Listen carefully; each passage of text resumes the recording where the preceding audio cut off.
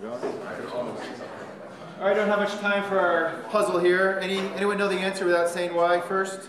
What do you think? 7, 8. You're sort of right, but not quite. Upside down 87. Well, I did not right. Okay, so 87. So parking spots drive in from this way. So if you turn your head upside down, that's an 86, that's an 88, that's an 89, that's a 90, that's a 91. 87.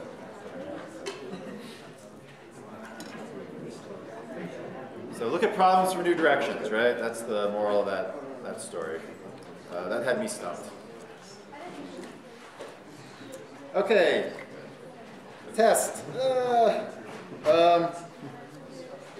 There's a misgrading on the last page of the B tests, all right?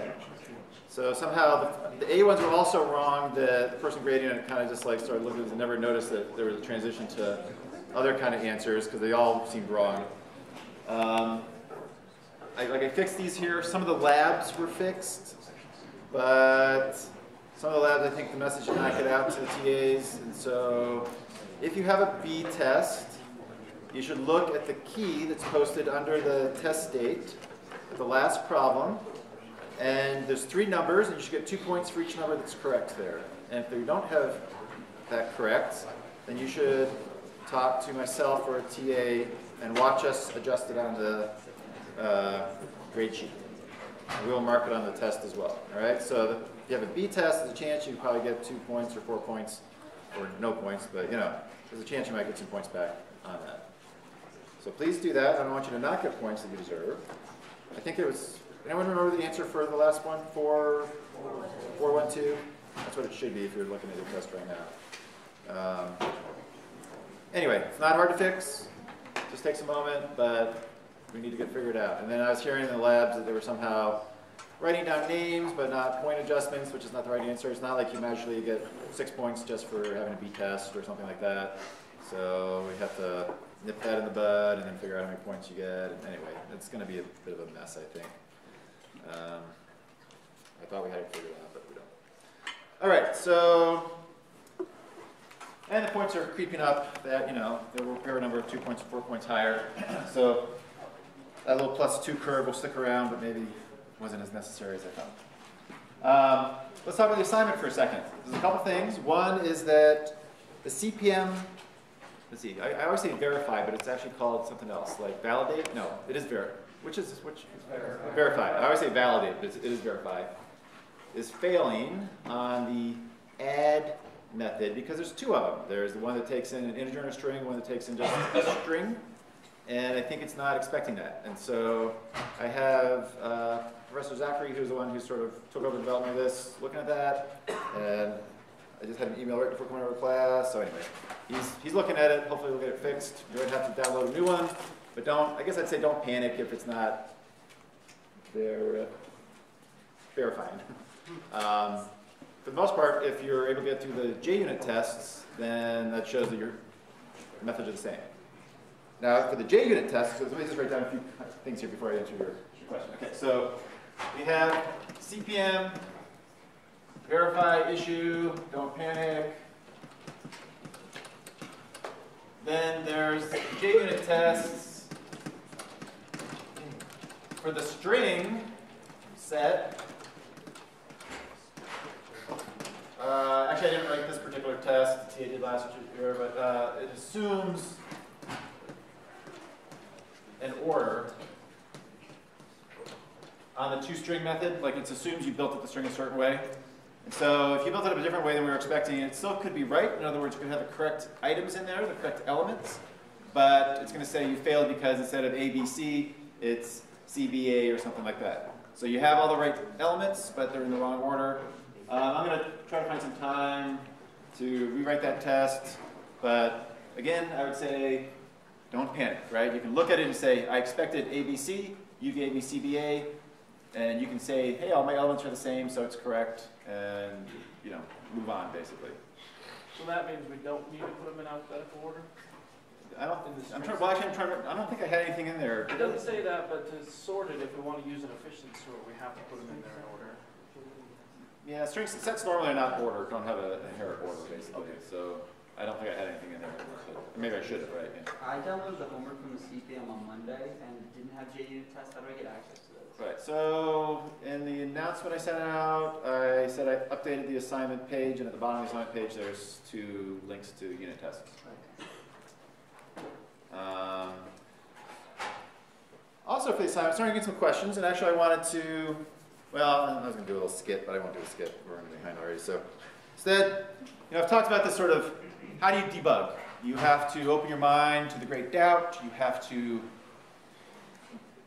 doubt all, basically. So here's a little puzzle, a little mind puzzle about the assignment. So a student went to a master, that's the kind of thing, right, carrying an apple and an orange. And the master took the apple. And the master asked, what do you have left? Well, actually, I'll do this in 2 parts. Then the student said, I have an orange and an orange. And the master went, no. And then the student said, I have 2 things, an orange and nothing. And the master said, no. And the student was enlightened.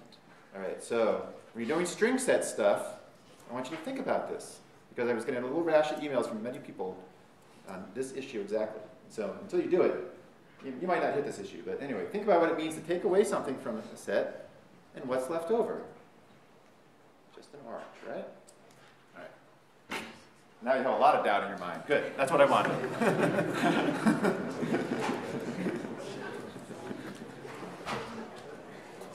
So anyway, don't be too puzzled. You'll see what I'm talking about maybe. But if you don't have the error, you're not gonna recognize this issue. So you'll just stay puzzled. What else about the assignments? Let's see. So the CPM stuff, string set. Anything else? Ask me a question about the assignment.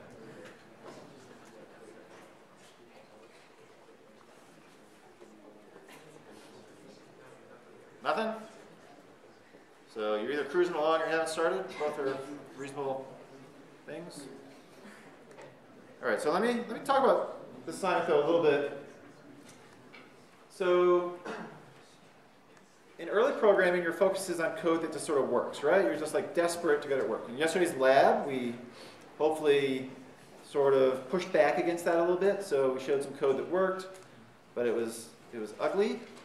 And when you're out doing sort of real development, I would say that a presumption of giving the right answer is sort of like even below the lowest baseline of what's expected from you, right? Like it's expected you can write a loop that finds the minimum value of something. What people care a lot more about is your code well structured? Is it sort of clear? Is it maintainable? Does it have unnecessary stuff in there? That's really the big issue, and somehow that message is hard to get across in coursework, I think. So notice in the assignment, I give you this dynamic array. It already works, right? So like, aren't we done? Like, why are we still doing anything with this dynamic array stuff if we have something that can grow and shrink and do all the things we want it to do? Well, this is, in my view, a great example of encapsulation. And again, this is a concept that I think is also hard to get across, like why it's interesting. So both the dynamic array and dynamic array 2, DA, DA2 for short, have the same interface. In other words, they have the same public methods. So if you were to use these classes, you can use them in exactly the same way. Now their internal representation is different. So, I mean, they both have an array in there, but the way that array is used and sort of the additional information like the virtual array length are different. And because of this sort of additional information, the dynamic array 2 can be much faster for certain kinds of operations, like adding new elements to the array. I mean, like much, much faster, right? For those of you who run it, we're talking about orders of magnitude different speeds on, making 1,000 elements in an array kind of thing, right? So if you're a company and someone had written dynamic array for you and had provided this well-designed public interface, and other code was using that well-designed public interface, at some point, we could go off to the side, develop dynamic array 2, test it out, make sure it's working the way we want it to, and then just swap in dynamic array 2 for dynamic array, like change the name to dynamic array, and the code and the whole system would still work just fine, and all of a sudden everything magically would be, 100 times faster or something like that, right? And so that is by making that internal representation be hidden from users where they can't access it directly, and providing an interface is like the key way of making that work, where I can go off and carve off a chunk of this and make it better and not have to update a million lines of code that are using this dynamic array. Okay, so that is really the important lesson here, and I want you to kind of be thinking of that as you're developing it. Not just like, oh, here's another array that does something different. It's the exact same array. You add stuff, you remove stuff, you ask how big it is, you print it out, and you know, it just works differently. All right, so questions on that? Okay. All right, so I want to talk a little bit about static. So we've used static quite a bit. Where have you seen the keyword static? On a method, right? So when we started the course, we did all static methods, and I just said, don't worry about what this means, and don't worry what class means, and don't worry what main means, you know, just don't worry about a lot of stuff. Now we're going to worry about it a little bit.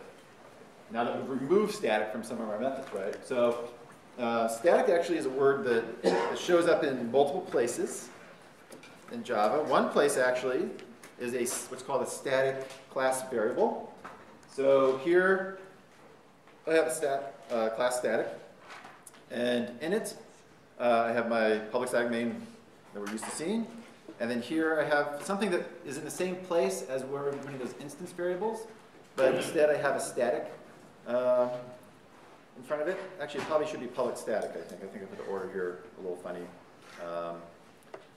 But this basically means that this variable belongs to the class. It belongs to the static class, not to an instance of the class.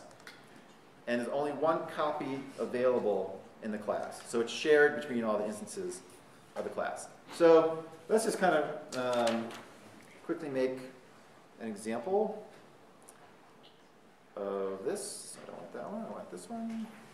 All right, so here I am in a class. And again, we now have sort of two different models of a class. One is something that makes instances like objects and has methods that work on those objects. And the other one is just like a collection of static methods that does some sort of computation. And we'll again, dig into this a little bit more. But let's see, I'm going to make a public static int, call it shared number, and I'm going to assign a value to it up here. And then as a class, I'm going to make a public constructor for it.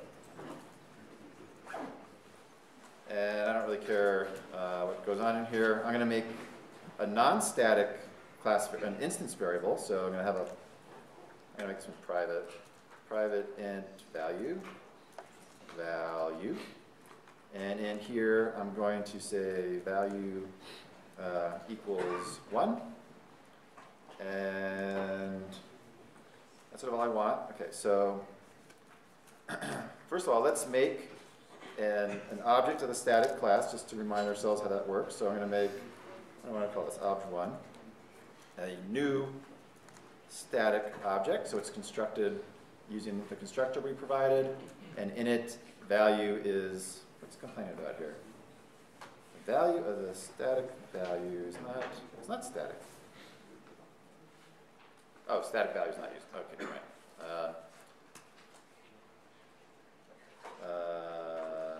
Okay, so there's two possibilities here. One is that if I print out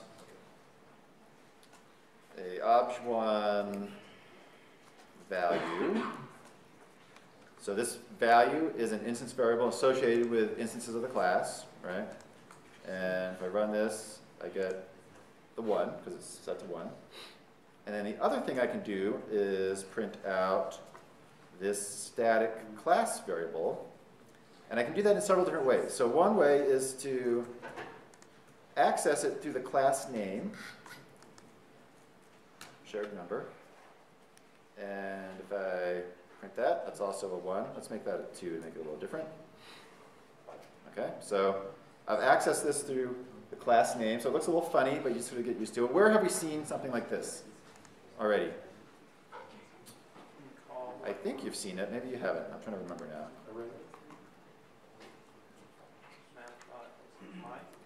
Okay, yeah, so where did we use that somewhere?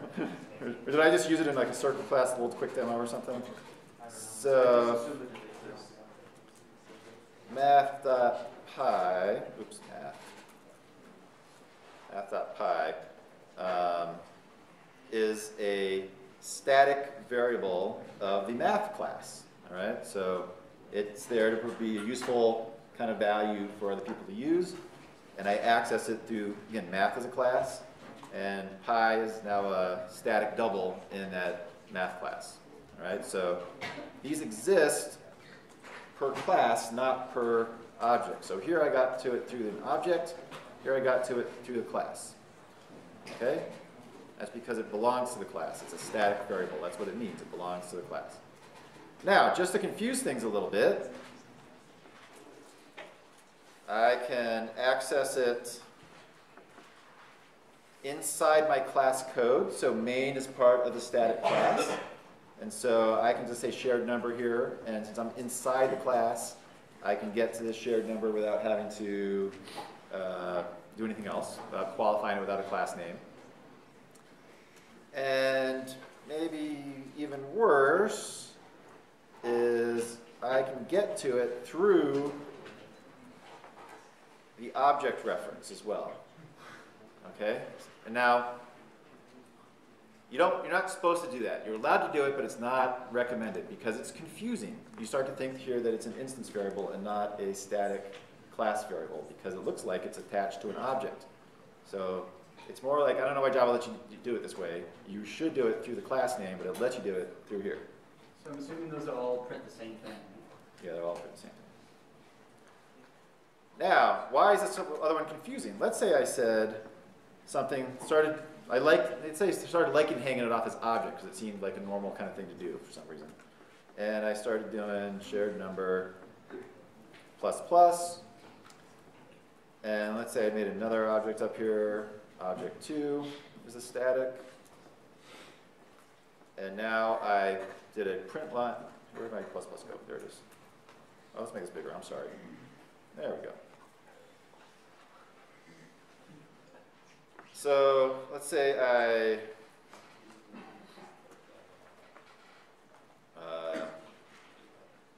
did this. Okay, so I'm making an object of static, obj1. I'm making another object of static, obj2. I'm printing out a bunch of stuff for that static number, object 1. I am asking obj1 to add 1 to shared number, and then I'm printing out object 2 shared number. Okay? So if I run this, notice that last number is 3. So obj2 dot shared number is 3. Why is that? They're all the same class. Why did I get a 3 there? Shared object belongs, or shared number belongs to the class. Yeah, there's only one copy of that shared number. And I'm accessing it here through obj1, and I'm accessing it through obj2, but it's the same number. It belongs to the class. So when I add 1 to it here, it's really adding it to here as well. Okay? This is sort of why they don't want you to do this, because we start thinking of instance variables as having one copy per object, right? Like value in this case has a storage in obj1, and then it has another storage in obj2, which are distinct. If I add 1 to value for obj1, it doesn't change it in obj2, right? Those are separate numbers. Those are instance variables. But as a class one, it's shared. And this notation, this way of getting to it, hides that this is a shared value. It makes it look like a separate one. So really the way, typically again, you would want to do this, to make it clear, is to access it through the class name.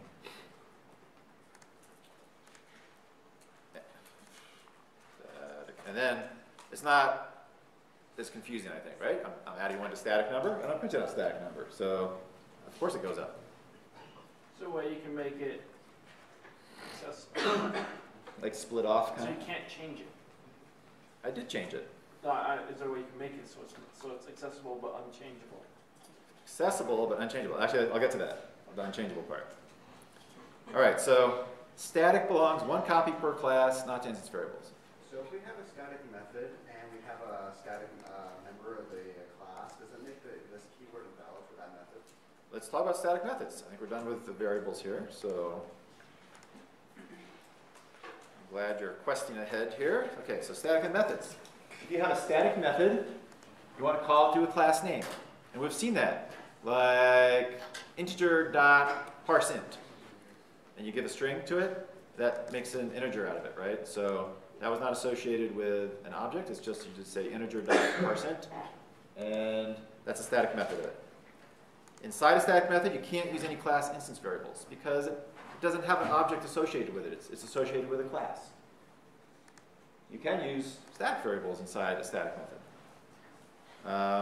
You can only call other static methods in the class. Non-static methods are called from an object. And so if you don't have an object to begin with, you can't access those non-static methods. And you can't use this keyword because there is no this. This is the object that's called the method. And in a static method, there's no object. It's just the class. So they're much more limited. Now you should be thinking back, okay, we did all these static methods for our homeworks and stuff, and I never called it like obj1 dot, frequency count or something like that. It was always just frequency count. And so, and you could have said whatever the class name was, array problems dot frequency count if you wanted to. But again, as part of the class, you don't have to give the class name qualifier. Now, a non-static method, you have to call it with an object to the class. You have to say, this object calls this method. Use my instance variables, right? So it can directly access instance variables inside that class code, that method code. You're allowed to call all methods of the class. So you can call other non-static methods because you are an object. There's a this already associated with you. And so you can call other methods that require that. And you can also call static methods because they may do some helpful computation for you. And you can use the this keyword. Okay? So let's just quickly add a static method to our code. And I'm going to do a public static void print shared, and not take any numbers in. And in here, I'm going to do a system out on, I'll say the shared number is, and I'll just say shared number here, even though it could have been static dot shared number, right? That's the other way to get through it. Maybe I'll leave the static in there just for fun. So to call this, instead of doing this print line here, I could say static dot print shared, and that says, hey, static class, run this static method, even though there's no object. Don't be fooled, that's not an object, right? That's just a class name. So it's not an instance of the class, it's just the name of the class. It doesn't have any instance variables associated with this, right? It's just a way to access the code. And in here it says, okay, print out the shared number for this class. So again, I don't need an object associated with that. It just prints out this static thing here. So if I run that, shared number is 3, ta-da, ta-da. Okay, so in our formulation before of static methods, we're kind of more used to passing in some number to print or some print, and I would have printed out number to print here. That's how we were kind of using static methods. Information comes in, information comes out, but static methods really do belong to the class, and they can access class other static methods and class variables like shared number. Okay, so they're sort of in, we sort of did it in a very strict way where it didn't know anything about the class at all, right? Information came through the parameters, did some computation, sent some information out, but really static methods, they do belong to the class and they can at least see these kind of things here. Okay?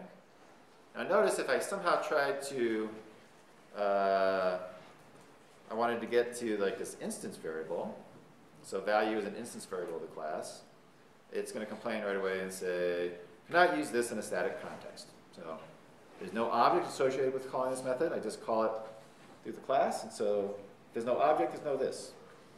You can't use that. You can't do that either. It says, cannot make a static reference to a non-static field value or an instance variable, basically. Okay, so I think there's obviously places here to get confused. But the important thing to think of is static means there's no object, no instance variables, And if you don't have the static, then you can use all that stuff happily. And it's an instance variable per instance of the class. Okay, questions on that? You'll, you know, when you start seeing statics, think about what it means, I guess, and anything. You call a static method with, say, one of your instances of that class?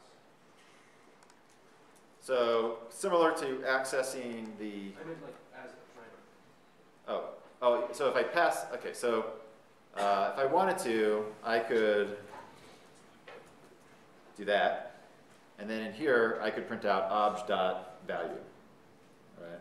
Once you pass it as a parameter, you have full access to it. And it's inside the class, so actually you can look at private stuff as well in here. So yeah, it's a good little variation of that theme there. And also, like here, I could run it accessing the static method through an instance of the class as opposed to the class name. But that's even worse than the variable one, and it starts complaining. The static method print shared from the type static should be accessed in a static way. So it's sort of just like, don't do that, you know. Again, I don't know why it doesn't just say don't do it, make it illegal. But, okay, so that's the right way to do it. You're allowed to use it, do it the other way, but don't do it. Okay. Yeah. So just thinking back when we did the math.pi, could we technically go in and change the value of pi on our system then, because it allowed us to access it straight as a static? Not quite. Okay, we'll get to that in just a second. So there is a third way to use static that seems funny, and we're not going to push on it in a big way. It's something called a static block. So here's a class demo that has a static plugged in A, static plugged in B, and then it has this funny static scope here, right? Curly braces.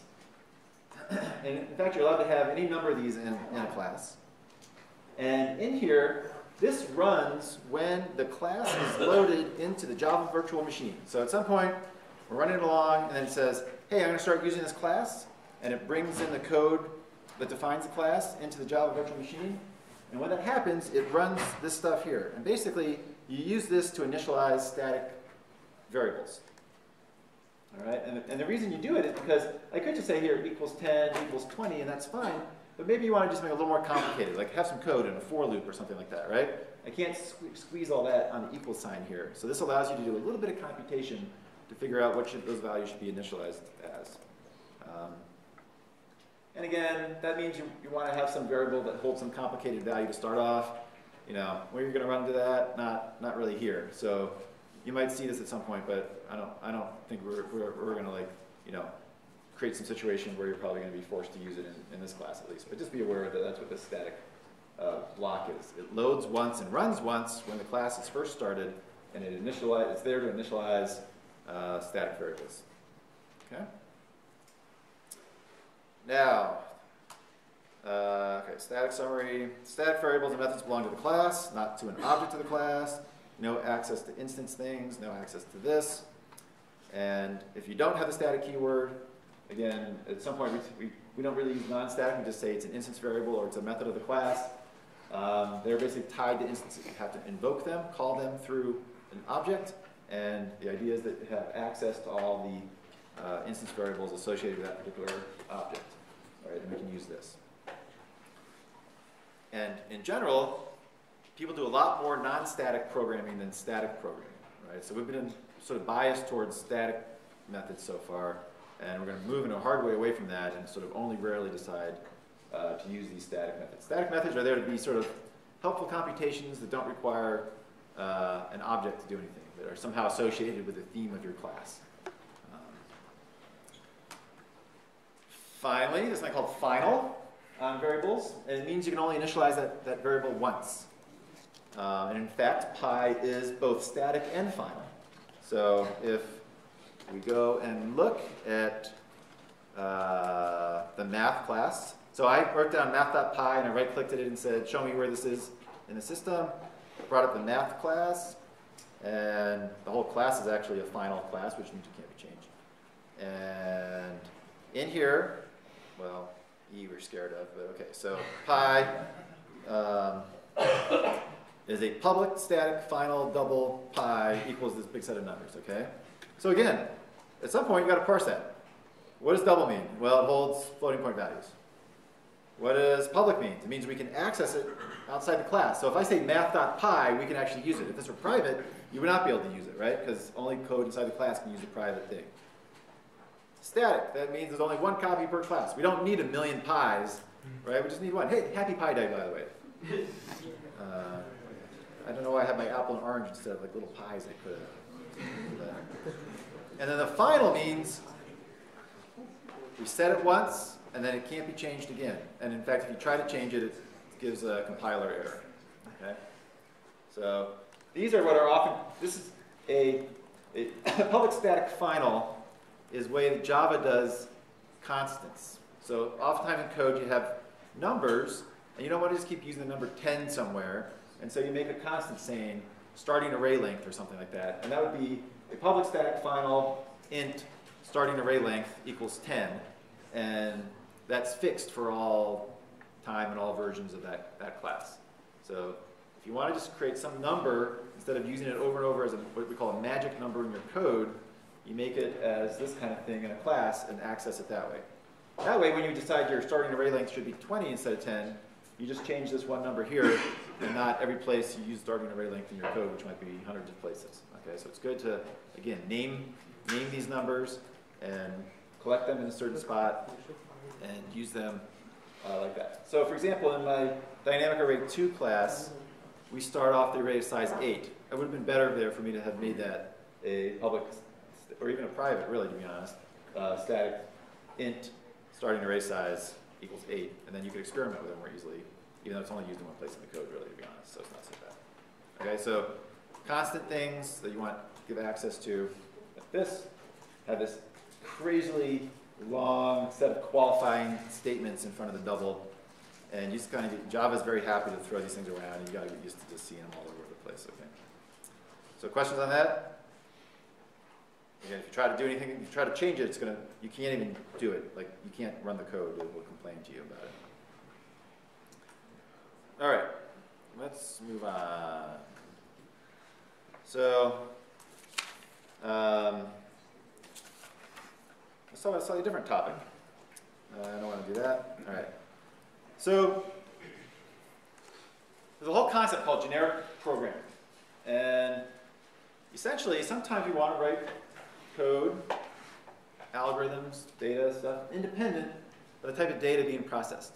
In other words, if I want to search for a minimum value, what's different between searching for a minimum value for a double and for an int? If you have, if you think about the code for searching for a minimum value, and on some array, what's the difference between searching for a minimum value on an int and for a double? From an algorithmic point of view. Yeah? Well, doubles, you might never find them because there's an infinite amount of decimal places that you can go to. All right, there are some numerical equality issues that we have to worry about, but I'm not worried about that right now. And actually, minimum, yeah, it's still finding a small one. So really, it's just the variable that you're using to test. You're testing doubles versus testing integers. So both of them have a loop. Both of them set some initial value. Both of them is an if statement if one is bigger than the other. And the only thing that's different really is that one is taking in a double and one is taking in an int. So the code is exactly the same except for the type. And it's sort of frustrating then to have to make a class like class search for ints, class search for doubles, class search for strings, class search for bytes, all these different variations when the code is exactly the same. So in generic programming, we're looking at places where the code is the same except for the type being used on the thing you're looking at. So let's look at an example of this. Box. Okay, so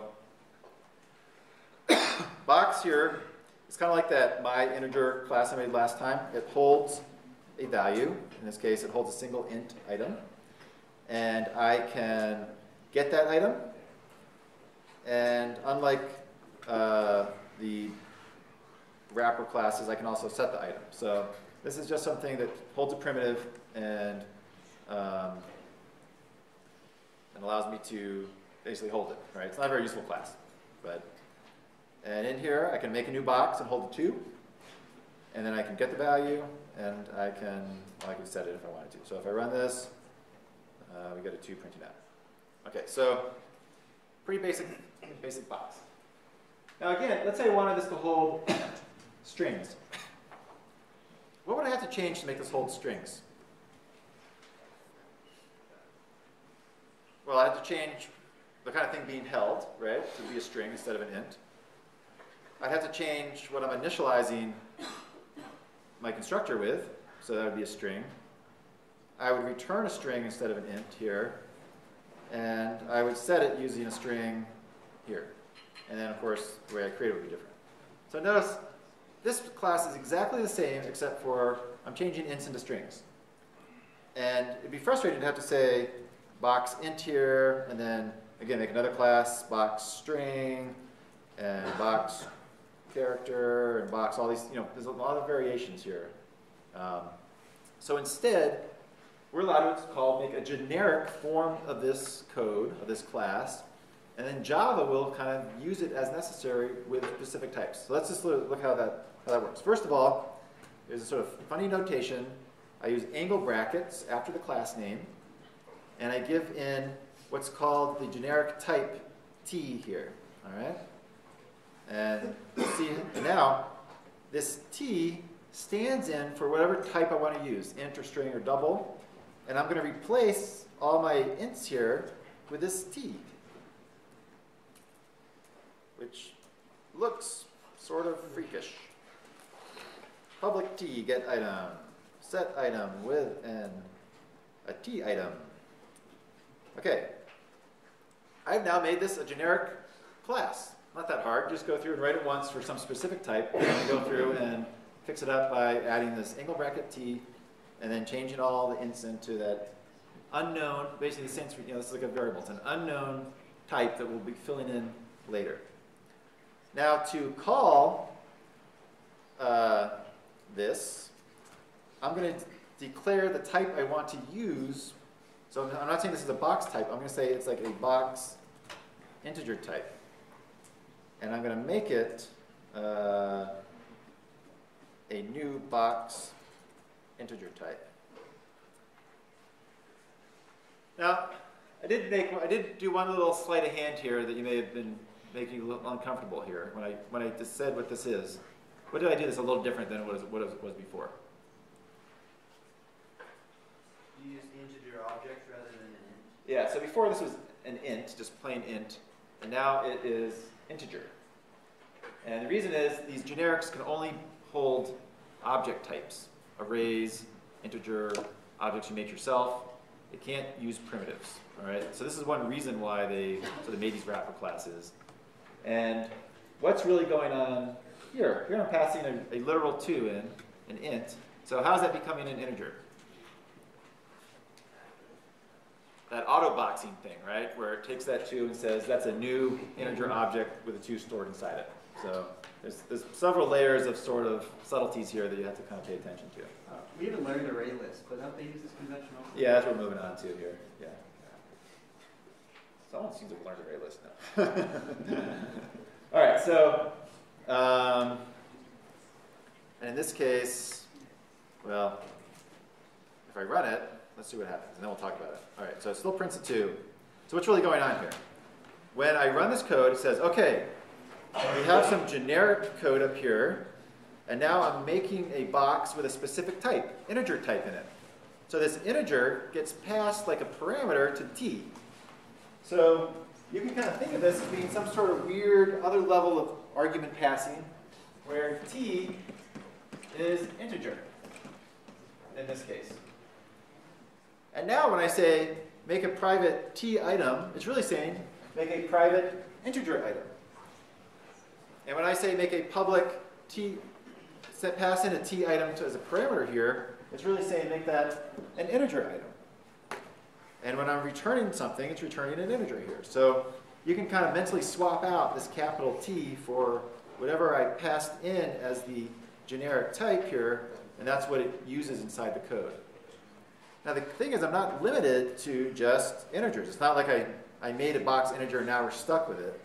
I can also make a box double.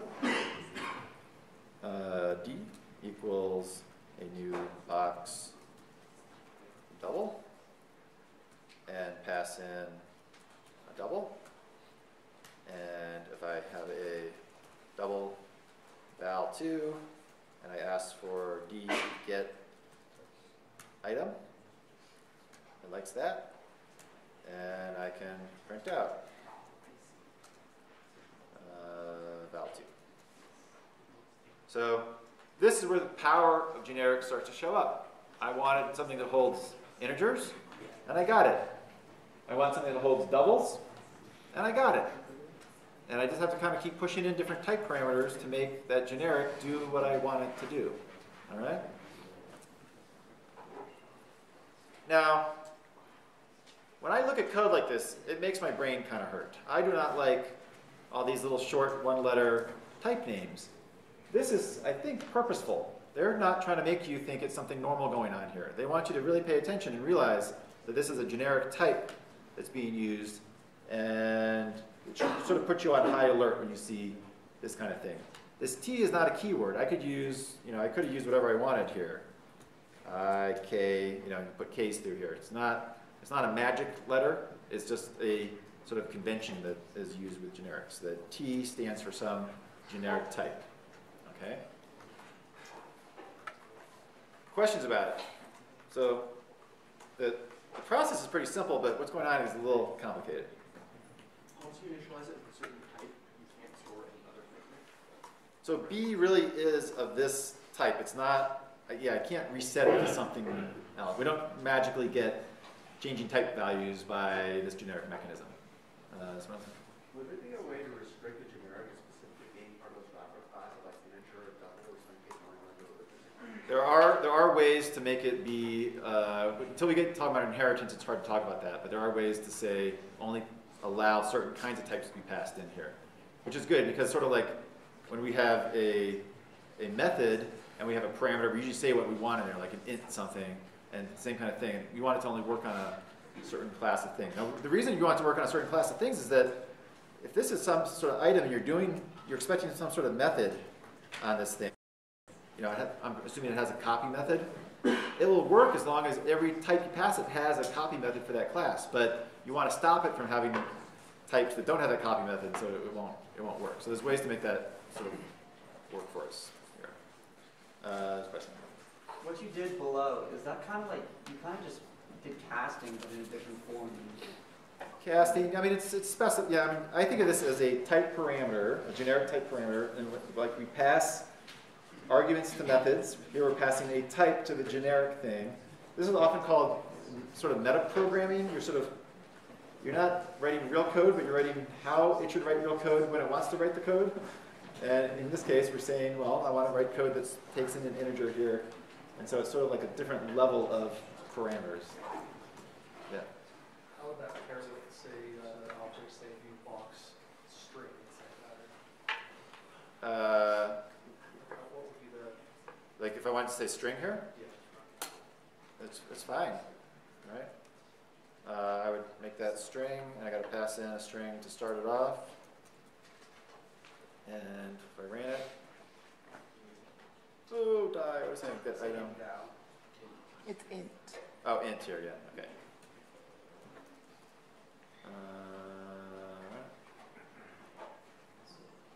Okay.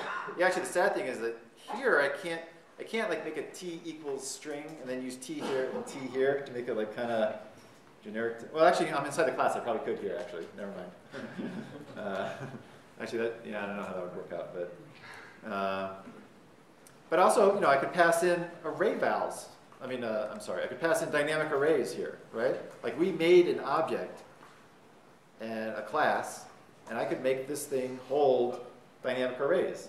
Of course, this class is very boring, so I don't really want to do that. But you could, now that we're making our own classes, we can kind of participate in this larger ecosystem of things. And if you see generic code, you can pass your own object in there, basically. So there's a little funny syntax here. You gotta get used to it. Just deal with it. There's sort of some mysterious stuff, but the overall process is so painless, really, that people use generics a lot where it makes sense. And if you're developing certain kinds of codes that have the same behavior on different types of objects, but all they're changing is the type, then you use something like a generic.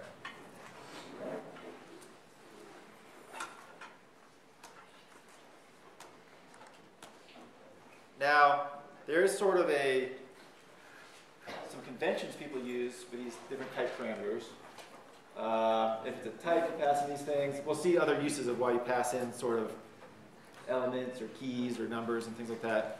You're also allowed to pass in multiple generic types into an argument. So inside the, if I wanted to have a generic algorithm that went on one type and then a second type, like let's say I wanted to hold an integer and a string, or a string and an integer, or a double and a dynamic array, I would pass in two different things in the braces, and then when I made it, I would have to also give specific values for those. So these things get really, at a certain point, it just gets a little out of control, to be honest. There's so many variations in these T's and S's and U's and stuff hanging all over your code. But there's no reason not to do that if that's what you need. Yeah, so you're allowed inside the little diamond, the angle brackets, you can only pass in things that are objects, not primitive types, which is sort of sad. It'd be so nice to do that. You're also allowed to have generic methods. Commonly, they're generic on static methods. So here I have a public static E, generic E, an element of some kind, and I'm passing in an array of these E's.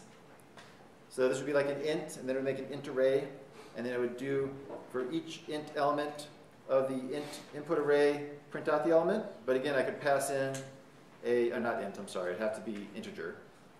I could pass in double here, and then it would display all the elements of that double array.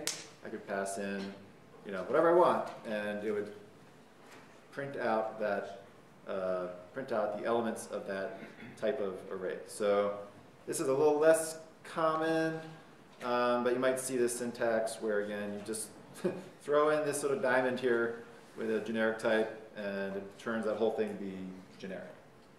Printf, that prints it and then formats it also, right? Oh. Isn't that the function of that? Why did I write that there? I don't know, yeah. That could be my C++ leaking through, but I have to go back and think about that. That's Java. All right, so you might see that. And with these methods, sometimes you can get away with not putting the actual type in the diamond, and it can kind of figure out from like the thing you pass in, the argument type or something. But I like to keep the diamond around with the type to make it clear what's happening in the code and not make people think about it too hard. So why generics? Well, again, we love it because we're writing one class instead of 20 classes or a million classes, however many types you want to have. It's easy to maintain it because if something's wrong, you just fix it in the one place in the generic class, and then it's magically fixed for all the different types we want to use it with. Again, correctness. You're not cutting and pasting big chunks of code and making mistakes that way. I would say the disadvantages are it's a little less clear code. You have these big T's hanging around. Performance is a little bit less. We'll look at that at some point. The compiler warnings you get really complicated with generics sometimes, and so that's painful. And we'll have to get into the rest of it when we learn a little more about inheritance. All right. See you on Friday, and I'm going to try to send a clarifying email about test B stuff, so look for that. Come get your test if you haven't gotten it.